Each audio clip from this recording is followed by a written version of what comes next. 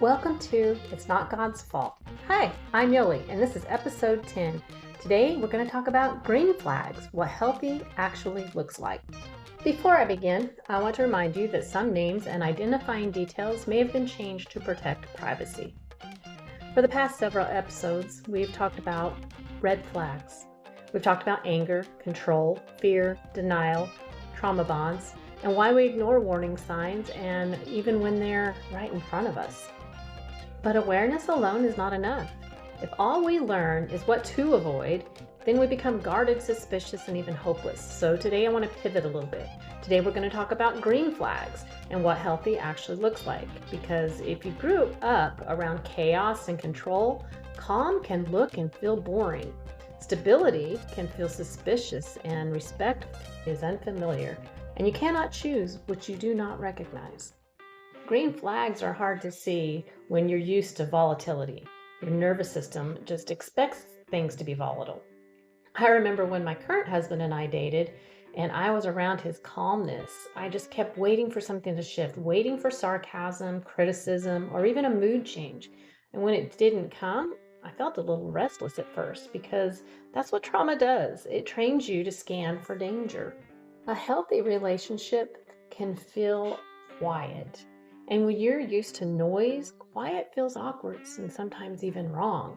It can even feel like there's no spark because there's no anxiety. And I did not know how to interpret or behave around that at first. Green flags are not dramatic. They're not grand gestures of constant texting or big promises or broken promises.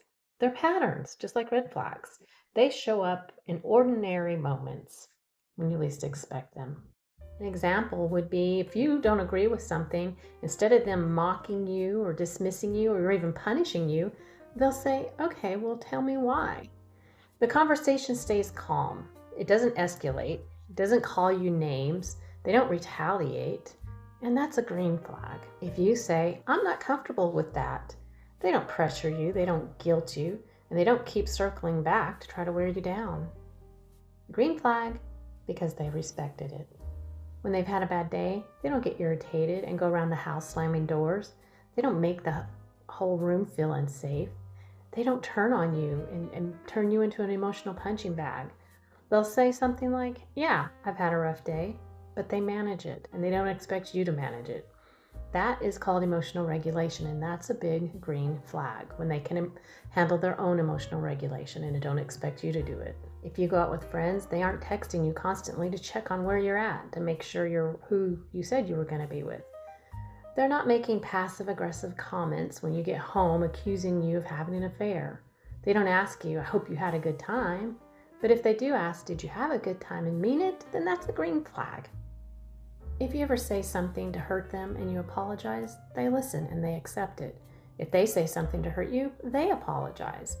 They don't tell you that you're just being too sensitive. They don't twist it on you. They say, I'm sorry, and then they change it. That's a green flag. One green flag is how your body responds to this person. Are you constantly rehearsing conversations in your head, trying to edit yourself mid-sentence? No, you're not scanning their tone for danger. Your shoulders aren't tight. You're not breathing unsteady. Your nervous system is at rest. That's a green flag. Safety is not exciting or destabilizing. Safety is calm. When I think about the story I told you about Chelu, what stands out was not romance. He was steady. He didn't escalate. He didn't pressure me. He didn't even mock my fear. He didn't even demand reassurance. He was calm. And at the time, I didn't recognize that. Now, I see it as emotional maturity.